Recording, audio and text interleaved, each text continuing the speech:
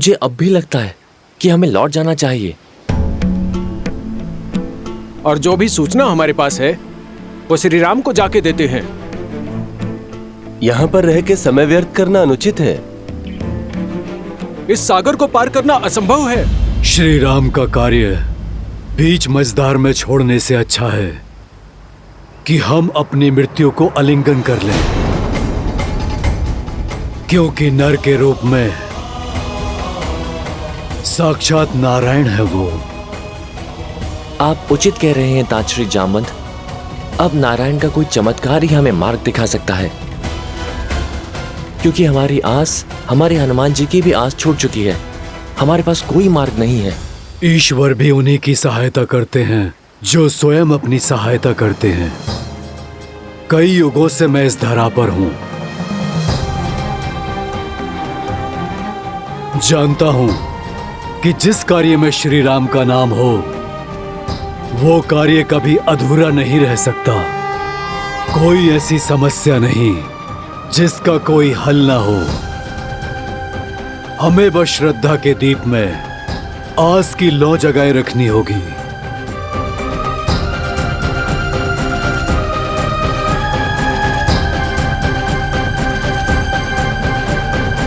स्वामी, आपका अंश अवतार हनुमान आशा खो चुका है। अब उसे स्वयं से कौन मिलवाएगा? कौन उनका साक्षात्कार उनके ही बल से करवाएगा? जामवंत, क्योंकि हमारी रचाई इस लीला का सबसे अधिक बोध उन्हें ही है। जीवन और इतिहास के ज्ञान का अद्भुत समन्वय है जामवंत। वो जामवंत जो स्वयं ब्रह्मदेव के मुख से वृक्षों के राजा बनकर प्रकट हुए थे। तो श्री राम की कथा में जामवंत की और भी भूमिकाएं? हाँ देवी, आने वाले इस धर्म युद्ध में जामवंत श्री राम के सहायक, उनके मार्गदर्शक बनेंगे।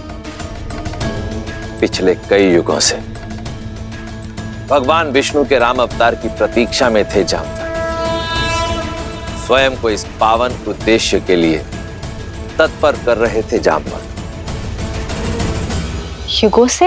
हाँ देवी, जामवंत कोई साधारण वृक्ष नहीं, नारायण के हर रूप, हर स्वरूप के साक्षी रहे। फिर वो चाहे बराह अवतार से लेकर नरसिम्हा अवतार हो, या फिर समुद्र मंथन से लेकर वामन अवतार तक, जामवंत इन सभी घटनाओं के साक्षी रहे। जब भगवान विष्णु ने वामन अवतार में असुरराज महाबली का दमन किया था, तब 21 बार भगवान वामन की प्रदक्षिणा देने वाले जामवंत ही थे।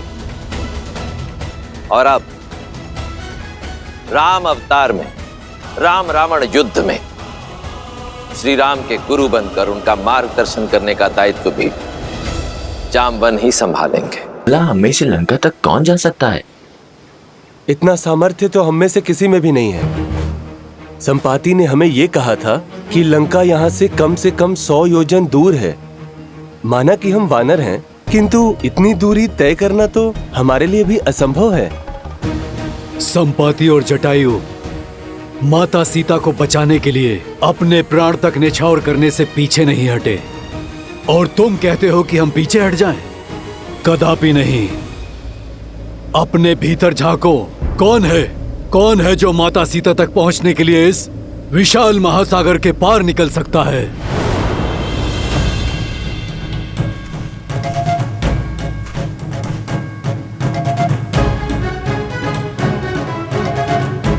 जामवंत जी, मैं 20 योजन तक छलांग मार सकता हूं।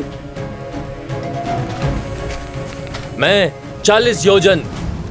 युवा अवस्था में मैं इतनी दूरी पार कर सकता था, किंतु अब शरीर में उतना बल नहीं।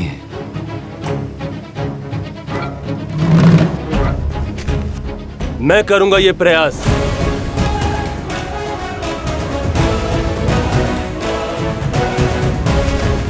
तुम्हारे सामर्थ्य पर संदेह नहीं है अंगद।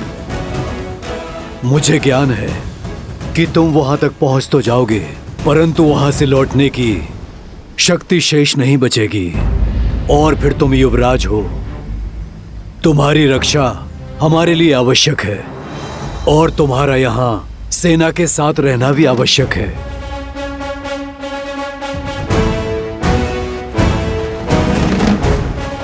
हम में से केवल एक है जो इस असंभव कार्य को संभव कर सकता है।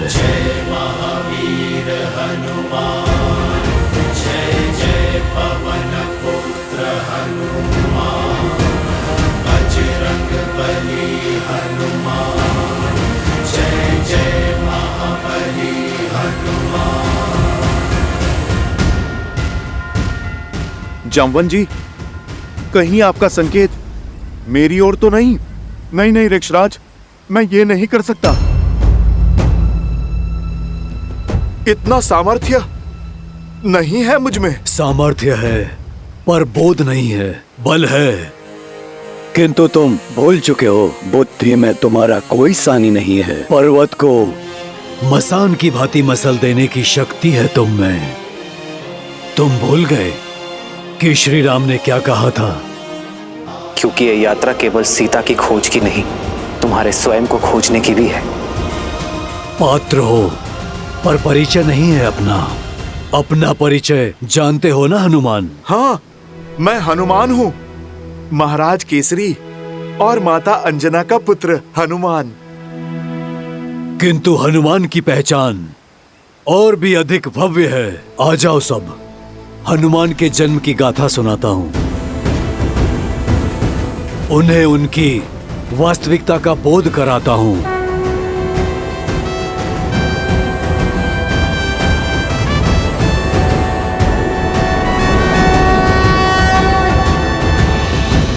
ईश्वर ने सब कुछ दे दिया, बस एक संतान नहीं दी। कोई नहीं जो हमें श्रद्धांजलि दे सके हमारे जाने के बाद। आपकी पीड़ा मुझे भी बहुत कष्ट देती है वानरराज। भीतर ही भीतर इस वेदना से जलती हूँ। वानरराज केसरी को एक वंशज तक ना दे पाई। लेकिन ऐसा कोई नहीं है जो मेरा आंचल पकड़ के मुझसे हट करे, जिसे मैं लोरियां सुनाकर सुलाऊं। मुझे लगता है अब केवल महादेव ही हमारा कष्ट हर सकते हैं।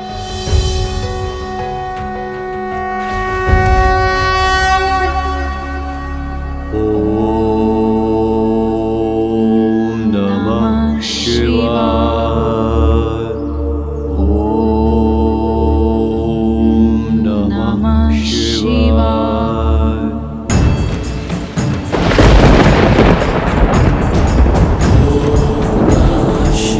केसरी और अंजना पूरी श्रद्धा से तप में लगे रहे। पूरे 12 वर्षों तक उन्होंने कठिन प्रार्थना की, आस का आंचल नहीं छोड़ा और उनकी दृढ़ता ने महादेव को प्रसन्न कर दिया। वायुदेव, कृपया प्रकट हो। प्रणिपात महादेव,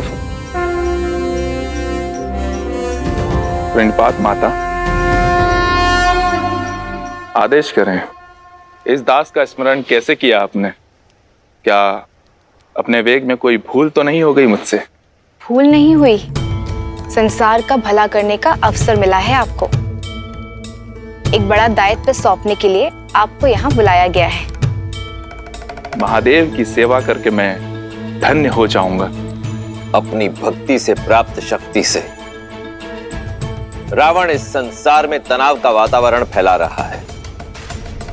नारायण के अवतार श्री राम को एक भक्त की आवश्यकता होगी, जो मेरा ही अंशावतार होगा। देवी अंजना के गर्भ तक उसे पहुंचाने के लिए आपकी सहायता की आवश्यकता है वायुदेव।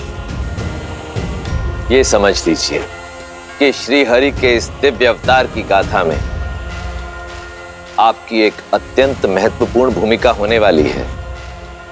समय आने पर मेरे इस अंशावतार को संसार जिस नाम से पुकारेगा वो होगा हनुमान। वो हनुमान जो संसार में राम भक्ति की अलख जगाएगा। वो हनुमान जो इस संसार को सच्ची भक्ति का अर्थ समझाएगा, जो भक्त और भगवान के संबंध को एक नई ऊंचाई तक ले जाएगा, जो राम रावण युद्ध में श्री राम का प्रमुख सहायक बनेगा और देवी सीता की मुक्ति का मार्ग बनेगा। धन्य हूं मैं महादेव, आपकी इस इच्छा को मैं अवश्य पूर्ण करूंगा। हनुमान आपका अवतार होगा और उसे धरती पर ले जाने में मेरे सहयोग के कारण पवनसुत कहलाएगा। नमामि शंभुं पुरुषं पुराणं, नमामि सर्वज्ञं पारब्रह्मं, नमामि रुद्रं प्रभुं शयन्तं, नमामि शर्वं शिरसा नमामि। जय जय जय शंकर उमा महेश्वर। जगत कल्याण का मार्ग तुम्हारी प्रतीक्षा कर रहा है हनुमान। तुम्हारे बल का आभास कर सकता हूं मैं हनुमान।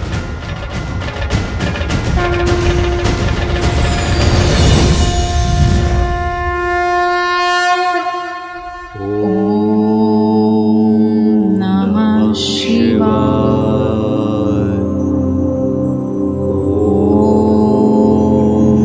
नमः शिवाय।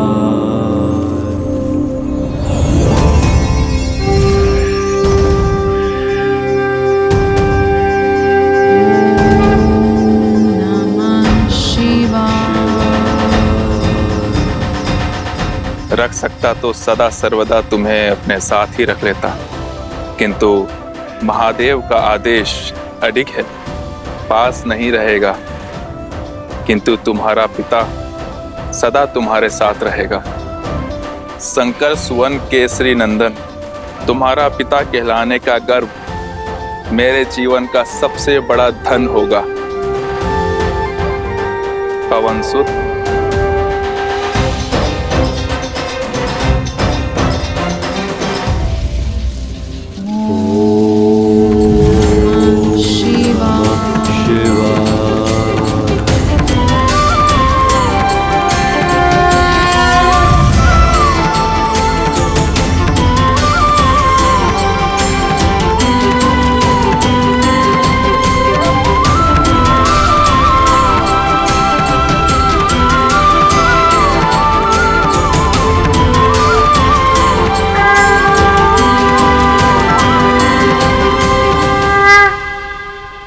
तो मेरा जन्म महादेव की इच्छा से हुआ।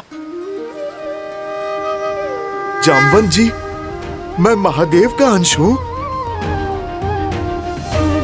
अंजनेय होने के साथ साथ पवनसुत भी हूं मैं, और मेरा जन्म प्रभु श्री राम की सेवा के लिए हुआ। इसीलिए सदा मुझे प्रभु श्री राम की प्रतीक्षा रहती थी। धन्य हुआ मैं, मेरे श्री राम, प्रभु श्री राम। राम राम राम राम राम राम राम।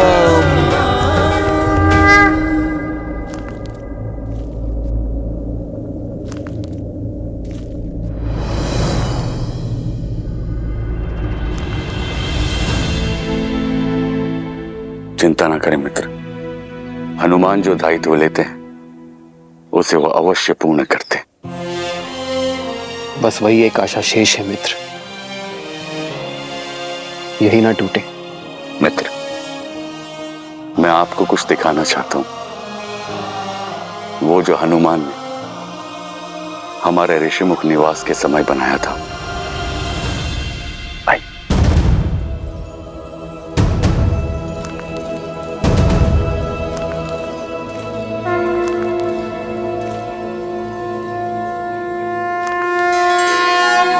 मेरी मूर्ति यह हनुमान ने बनाई है मेरे लिए?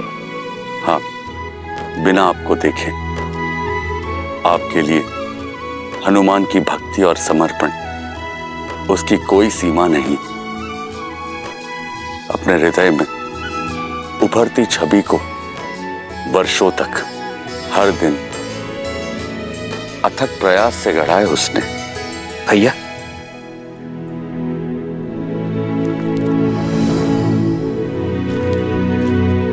देखो लक्ष्मण, हनुमान ने मेरे लिए ये प्रतिमा बनाई है।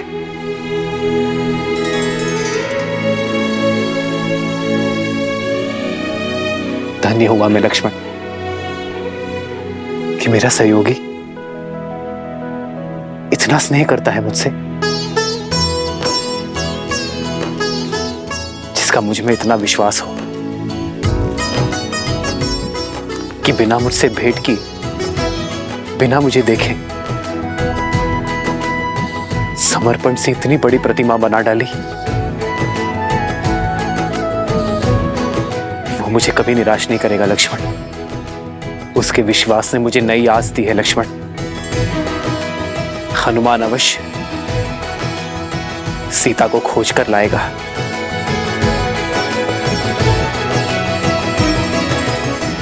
ने जीवन का उद्देश्य तो जान गया, परंतु उसे पाने का मार्ग कैसे ढूंढूं? ऋक्षराज,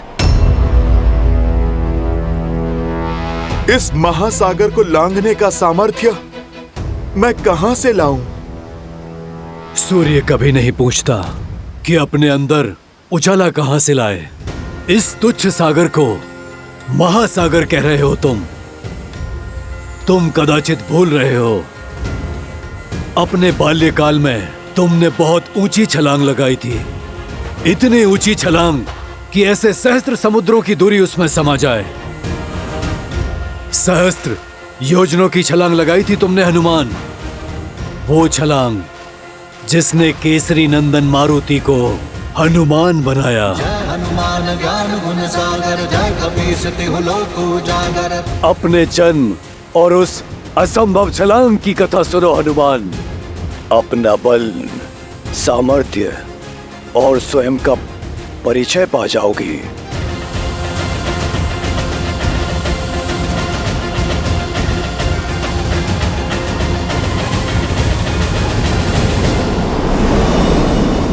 जन्मे मारुति प्यार,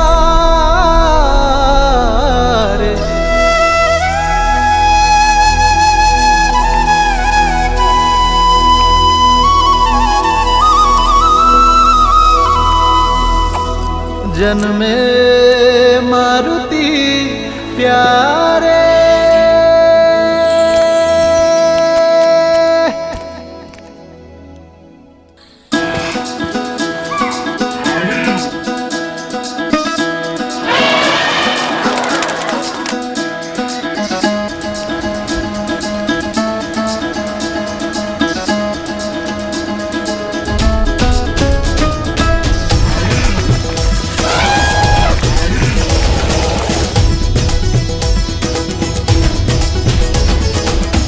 बाजत ढोल है मृदंग पखावज, झूमत मन मतवारे।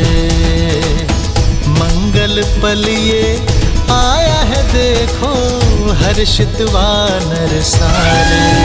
भोजन में मारुति प्यारे, शुभ है आंगन द्वारे। श्री राम के दुलारे। ये केवल न केसरी और अंजना का पुत्र है, वायुदेव की भेंट है हमें। मारुत का आशीष है, पवन पुत्र मारुति है, मारुति।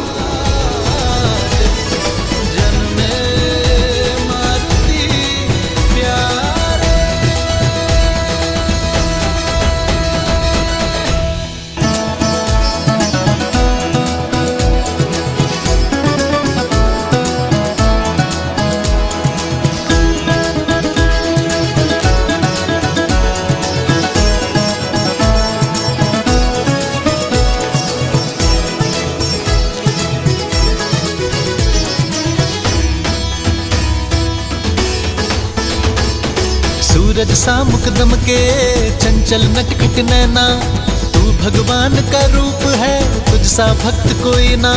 सूरज सा मुकदम के चंचल चंचल नटखट नैना, तू भगवान का रूप है, सा भक्त कोई ना। देखो तुझे सुर नर मुनि जन जाए वारे वारे। बाजत ढोल मृदंग पतावज, झूमत मन भगवारे। मंगल पल आया है देखो, जन में मारुति प्यारे, हो जन में मारुति प्यारे। शुभ है आंगन द्वारे, श्री राम के हैं दुलारे, जन में मारुति प्यारे, जन में मारुति प्यारे, जन में मारुति प्यारे।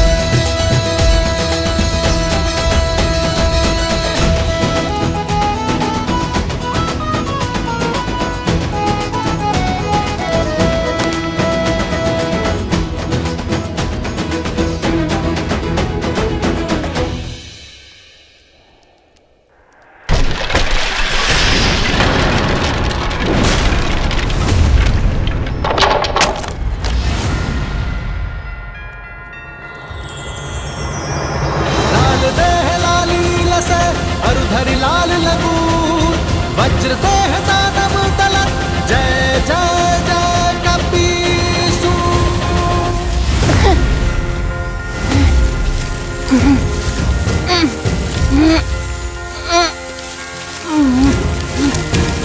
बजरंग बली हनुमान, जय जय महाबली हनुमान। केसरी नंदन मारुति की, केसरी नंदन मारुति की।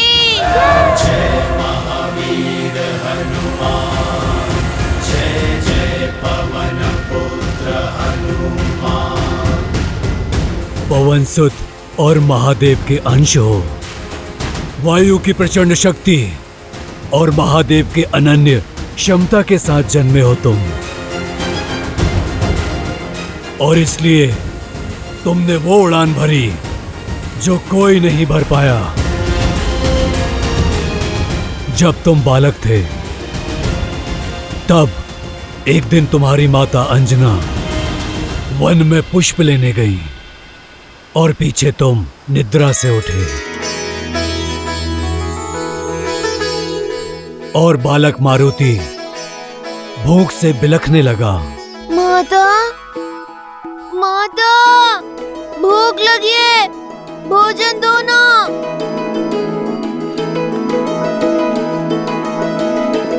माता, माता, माता।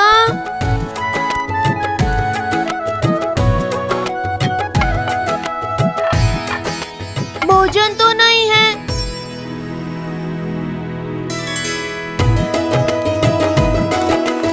देखो मारुति आ गया, आ गया।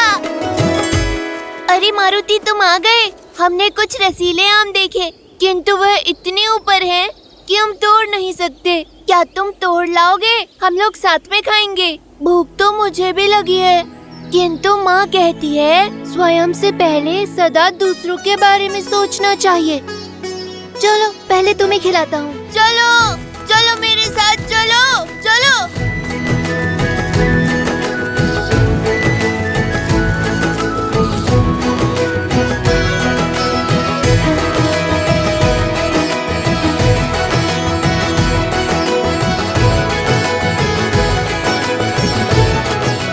और ऊपर जाओ मारुति, और बड़े आम तोड़ो। मारुति मारुति मारुति मारुति मारुति मारुति मारुति मारुति मारुति मारुति मारुति मारुति मारुति मारुति।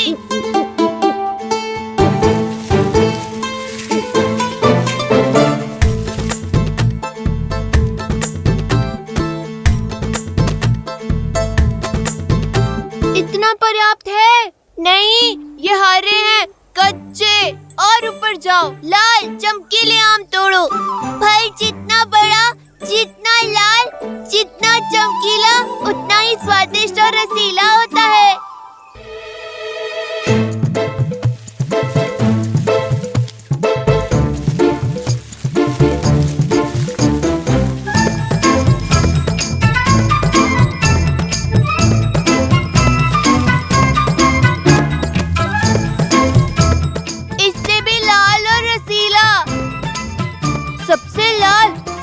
मधुर आम सबसे ऊपर लगते हैं।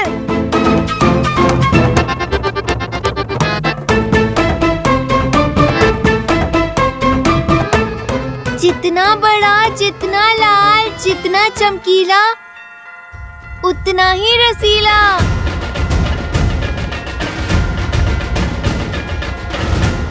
मुझे यही फल खाना है।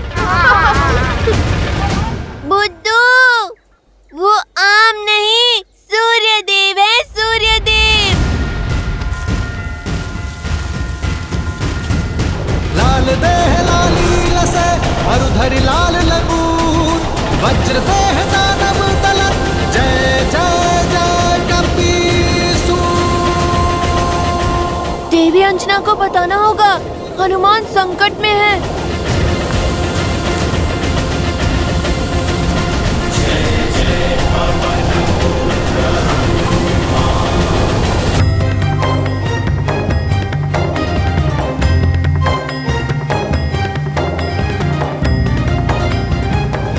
ऐसे क्या देख रहे हो आप लोग? सच में हनुमान जी, आप सूर्य को फल समझ के खाने दौड़े। बालपन में तो सभी भोले होते हैं ना, मैंने भी कर दी होगी ऐसी हट। मुझे नन्हा नन्हा आभास तो हो रहा है उस क्षण का, किंतु मुझे सब कुछ स्मरण नहीं है। आज तो बहुत अच्छे पुष्प मिल गए बाग में, इसकी तो बहुत अच्छी माला बनेगी, है ना? देवी अंजना, देवी अंजना। क्या हुआ पुत्र? मारुति। अब क्या कर दिया मेरे नटखट ने? किसको पूछ से उठाकर फेंक दिया? किसका फल छीन के खा गया? वो मारुति सूर्य को फल समझकर खाने के लिए उड़ गया।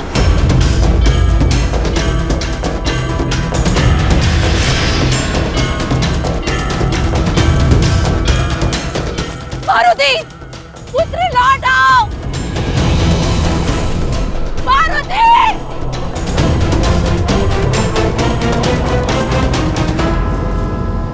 उस दिन ग्रहण अमावस्या थी। यह बालक मारुति ने सूर्य की ओर उड़ान भरी और वहां सूर्य को ग्रहण लगाने के लिए दुष्ट राहु ने उसे रोकने का प्रयास किया।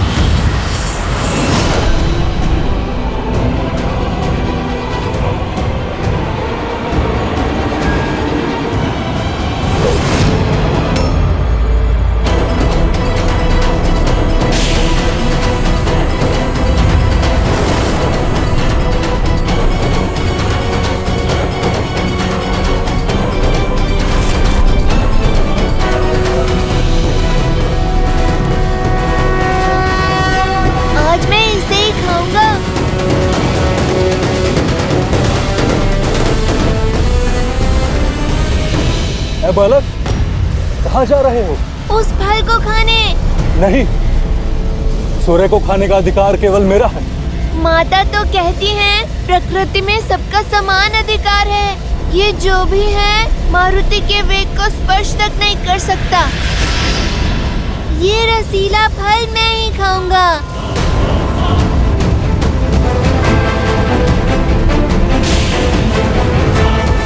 मूर्ख बालक, रुक जाओ। राहु का आदेश टालने का दुस्साहस मत करना। नियति का लेख है, आज सूर्य को निकलकर ग्रहण लगाना है मुझे। तुम्हारी हट मुझे रोक नहीं पाएगी। बंधु, मेरी भूख आपकी नियति से अधिक बलवान है। अपने भोजन के बीच में वानर किसी को नहीं आने देते।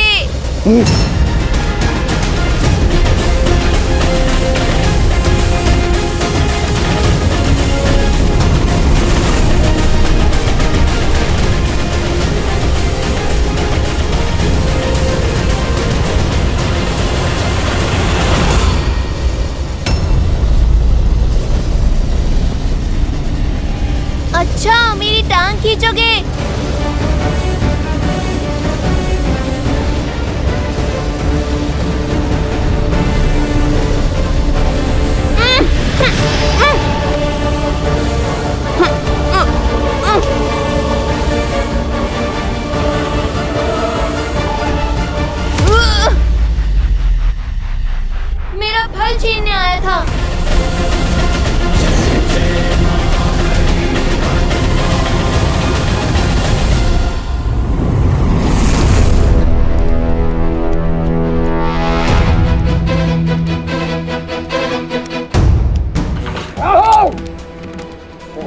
इतना दुस्साहस तो मेरी अनुमति के बिना मेरी सभा में प्रवेश कर उसे भंग करने की उद्दंडता की तुमने। इंद्रदेव, आज एक असुर नहीं, एक ग्रह देवराज से रक्षा की विनती करने आया है। एक तुच्छ वानर बालक की हट ब्रह्मांड का संतुलन भ्रष्ट करने जा रही है।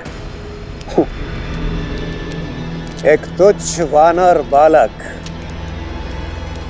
कहीं तुम मेरे साथ उपहास तो नहीं कर रहे?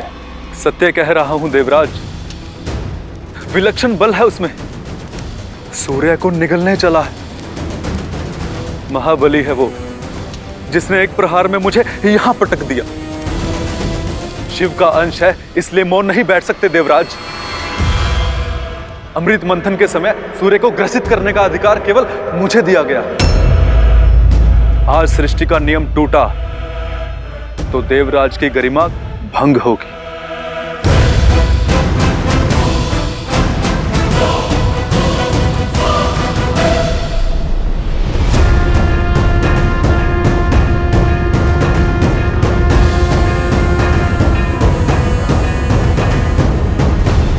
रुक जाओ बालक, तुम्हारी ये चेष्टा सांसारिक संतुलन बिगाड़ रही है। कोई भूखा बालक फल खाएगा तो आपकी सृष्टि का संतुलन भला कैसे बिगड़ेगा? उद्दंडी बालक, तुम्हारा इतना दुस्साहस कि तुम देवताओं के राजा के साथ तर्क वितर्क कर रहे हो। आपसे पहले भी एक आया था, प्राण बचाकर भागा है। आप जाइए, मुझे अपना भोजन करने दीजिए।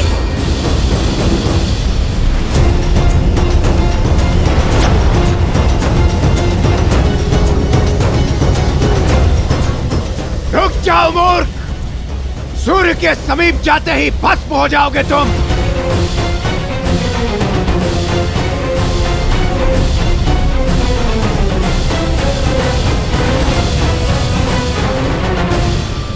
बहुत सी बाधाएं लांघकर मैं यहाँ तक पहुँचा हूँ।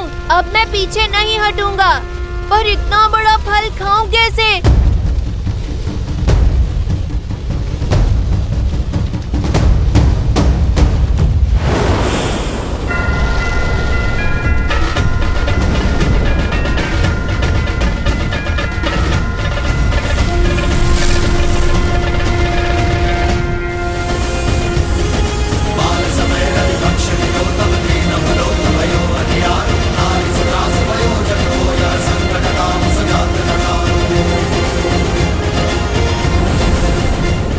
प्रतीत होता है ये ऐसे मानेगा नहीं।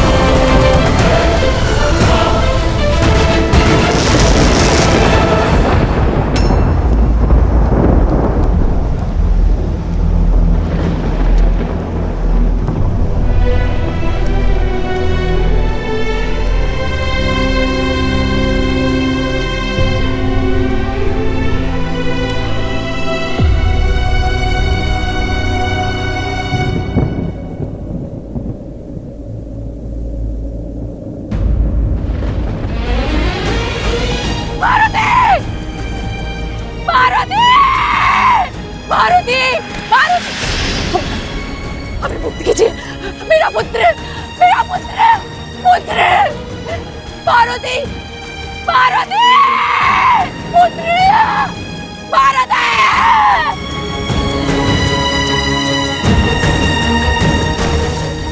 पुत्र, उठा पुत्र, पुत्र उठो, मारुति आंखें खोलो पुत्र, निद्रा से जागो पुत्र।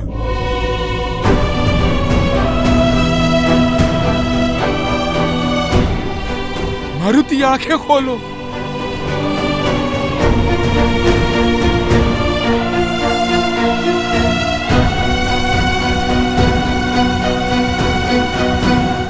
तो क्या मारुति की मृत्यु हो गई?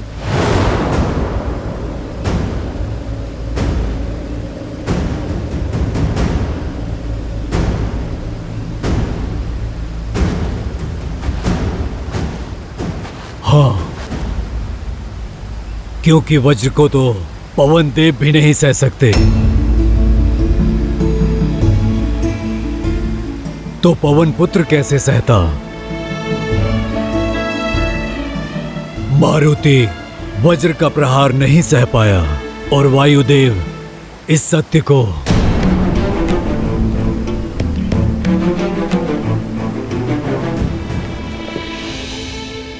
पुत्र आंखें खोलो पुत्र, पुत्र आंखें खोलो पुत्र। ये ठीक नहीं किया इंद्रदेव। एक बालक की अबोधता के लिए उसके प्राण ले लेना, उसका अंत कर देना, ना ये न्याय संगत है और ना ही नीति है। जिस संसार में एक अबोध बालक की बाल हट का दंड मृत्यु है, वो संसार पीड़ा पाने के ही योग्य है। अपने पुत्र के अन्याय का दंड मैं अवश्य दूंगा इस सृष्टि को। पीड़ा का बाण केवल तुम नहीं सहोगे पुत्र।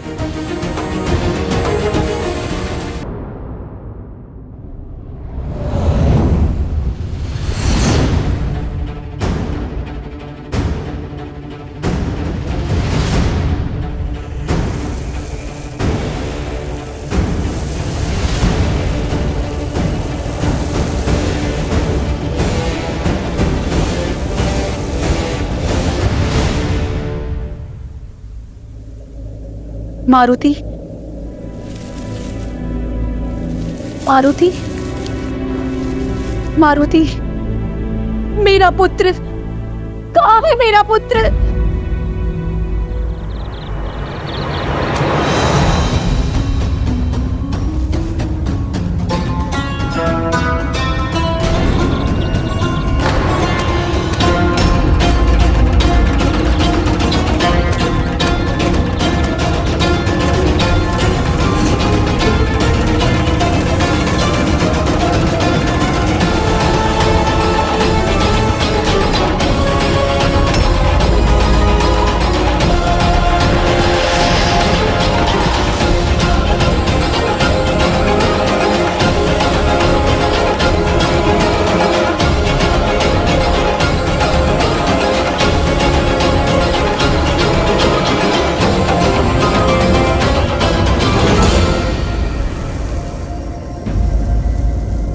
मेरी पीड़ा ने संसार के अनगिनत जीवों के प्राणों पर संकट ला दिया है, परंतु जब तक ये संकट समाप्त नहीं होता, मेरा मारुति पुनः श्वास नहीं लेता, तब तक मैं किसी को भी श्वास नहीं लेने दूंगा।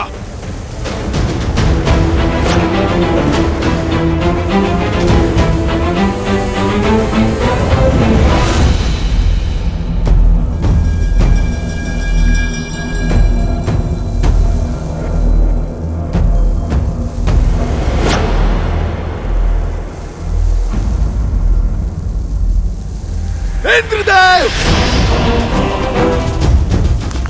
अब आप यहां क्यों आए हैं?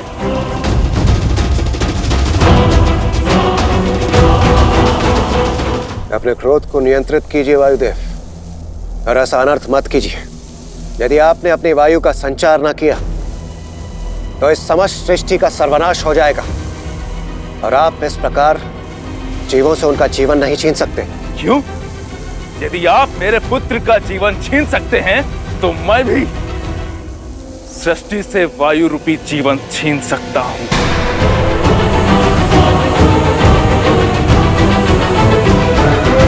देव, समझने का प्रयास कीजिए। उस समय मेरे सम्मुख मारुति को रोकने के अतिरिक्त कोई और विकल्प शेष नहीं था। विकल्प तो मेरे पास भी नहीं है।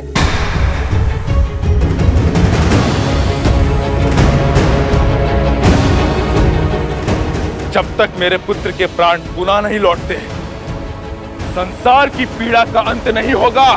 दुर्भाग्यवश प्राण दान देना मेरे वश में नहीं है वायुदेव। तो जो वश में है वो कीजिए।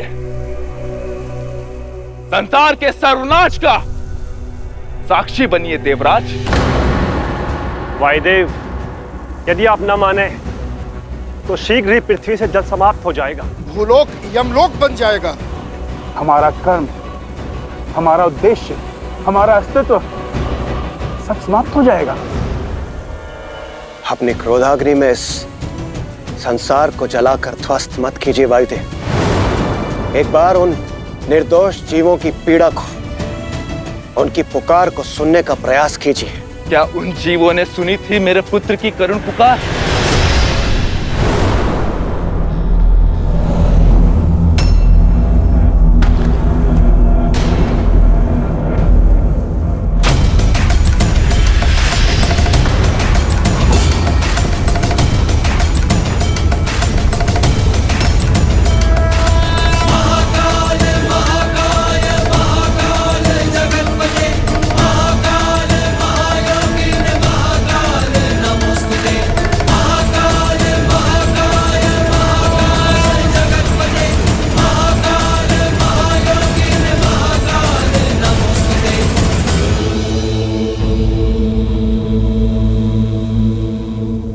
प्रणाम महादेव।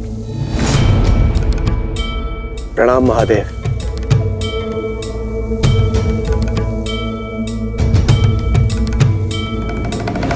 महादेव, अब आप ही वायुदेव को समझाइए। पुत्र शोक से पीड़ित एक पिता को कोई क्या समझा सकता है इंद्रदेव? और वैसे भी वायुदेव को उनका कर्तव्य स्मरण कराने से पूर्व क्या आपने स्वयं अपने धर्म को समझा? देवराज इंद्र का कर्तव्य निभाते निभाते आप स्वयं बड़े होने का धर्म भूल बैठे हैं।